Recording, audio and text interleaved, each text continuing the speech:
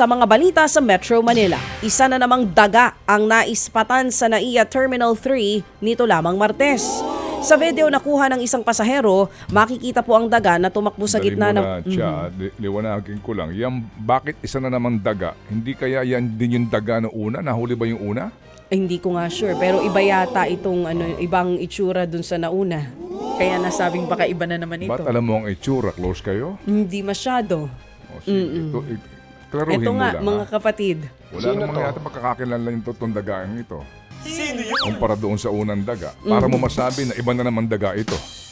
Sa Terminal 2 wala yata ka tayong yun. balita doon sa unang daga eh. Oh, sa Terminal 3 din ba yun? Hindi ba yun sa 2? Mamaya, alamin natin Sige, kung siya nakita tuloy yung mong daga. balita. Eto nga mga kapatid, isa na namang dagang naispatan sa Terminal 3 nitong Martes. Sa video, nakuha ng isa sa mga pasahero, makikita po ang daga na tumakbo sa gitna ng mga pasahero sa isa sa mga boarding gate ng terminal. Ang isang staff ng airport napatuntong sa upuan. Sinubukan pa ng daga na sumingit sa ilalim ng mga basurahan pero tumakbo na lang ito palayo sa mga pasahero. Nitong March 1, unang nakita ang daga sa Terminal 3, sa boarding gate po ng Terminal 3. Bukod pa rito ang mga surot sa mga upuan at mga ipi sa ibang bahagi ng paliparan. Nauna nang sinabi ng Manila International Airport Authority na paiigtingin ang pest control sa kanilang paliparan.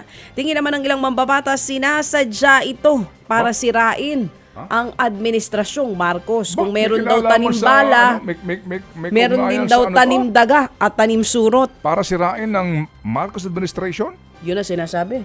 Hindi totoo yun. Daga ang sisira. Wala, hindi na kasi Sa usong imahe tanim ng bala. Marcos administration? Tanim daga. Yun ang kanilang sabi. Okay. Samantala mga kapatid, viral naman ngayon ang video ng isang lalaki na nakasakay ng tinatawag na unicycle habang binabagtas ang kahabaan ng C5 sa Taguig. Nagpalipat-lipat pa ng lane ang lalaki habang nakipagsabayan sa mga malalaking sasakyan. Ako po, delikado yan. Nag-hand signal pa siya pero ayon sa uploader ng video, hindi nito maiwasang mangamba para sa kaligtasan nitong ang lalaki na nakasakay sa unicycle. Sa isa pang viral video, nakuna naman ng isang motorista na sakay ng ATV. Ayon naman sa isang road safety advocate at dating opisyal ng LTO, bawal ang paggamit ng ATV sa National Highway. Kaya nagulat ako, pwede na ang ATV sa National Highway? Pinapayagan lamang po ito sa rural areas, rancho, sa mga beach o kaya sa kagubatan. Sa unicycle naman, wala pang malinaw na patakaran ng gobyerno. Hindi pa raw ito saklaw ng LTO, hindi gaya ng mga e-bike at e-trike. Pero pakiusap ng mga LGU sa publiko, iwasan ang paggamit ng mga ganitong klase ng vehicle sa mga national road para maiwasan po ang disgrasya. Patay naman ang 2 senior citizens matapos masunog ang kanilang bahay sa E. Rodriguez sa Quezon City. Agad namang rumesponde ang mga bumbero para sana sagipin ang mga biktima. Pero bangkay na sila nang maabutan sa loob ng isang kwarto na nakapadlock. Kaya dudang mga otoridad na sa sunog namatay ang 2 senior citizen. Sa investigasyon ng QCPD, lumalabas na bago ang sunog, pinatay ang mag-asawa. May bakas kasi ng palo sa ulo ang mga biktima habang ang lalaki may tama pa ng ice pick.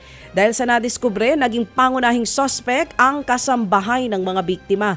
Tinangkapan itong tumakas dala-dala ang kanyang mga gamit. Nang buksan ng mga pulis, nakita ang mahigit 100,000 pisong pera at mga alahas na pinaniniwala ang ninakaw mula sa kanyang amo. Lumabas naman na kasabwat niya daw ang dating houseboy ng mag-asawa at kaibigan ng mga ito o kaibigan nito. Itinanggi naman ito ng mga suspect. Pinaghahanap na ang iba pang kasabwat ng nasabing suspect. Ted Filon at DJ Chacha ngayon nasa Radyo 5 92.3 News FM Monday to Friday 6 to 10 a.m.